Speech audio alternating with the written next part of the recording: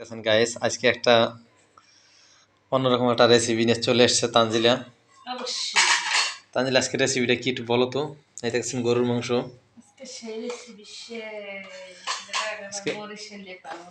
বরিশালে খাওয়ানো অনেকই দাফাদাফি করছে, কিন্তু আসলে চাউলের পিঠা তো, চাউল দিয়ে আমাদের বরিশালে যে কি আশুটি পিঠাটা বানায় না, এই যে আশুটি পিঠা নারকেল দিয়ে, নারকেলের ঝোল, নারকেল আর আঁশের ঝোল নাকি, আঁশের ঝোল।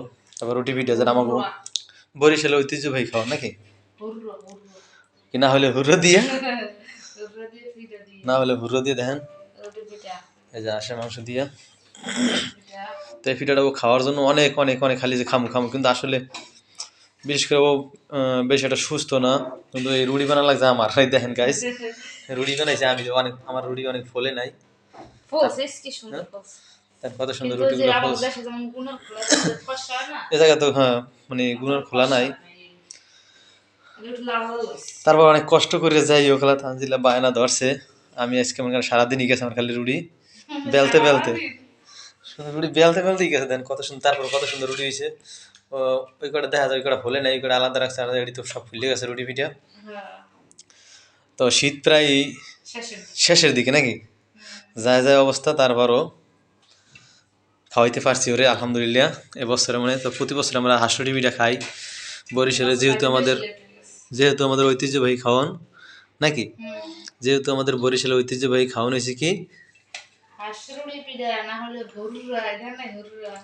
দেখেন কত সুন্দর করে ঝোল করছে। চালু করো।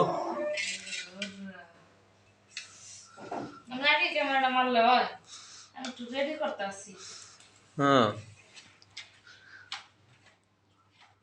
দেখতেছেন কত সুন্দর আয়োজন। এটার মধ্যে কিরম আছে তানজিলা? না ওর মুরগি আছে, এটার মধ্যে কি গরুর গোস? এই যে গরুর গোসের ঠ্যাং, না গরুর পা না, গরুর নলা ওটার কয়, ওইটা হচ্ছে হ্যাঁ হ্যাঁ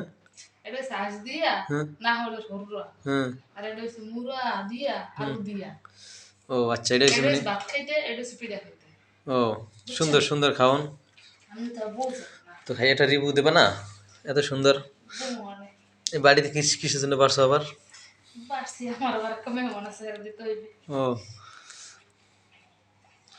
সুন্দর খাওন কিন্তু না।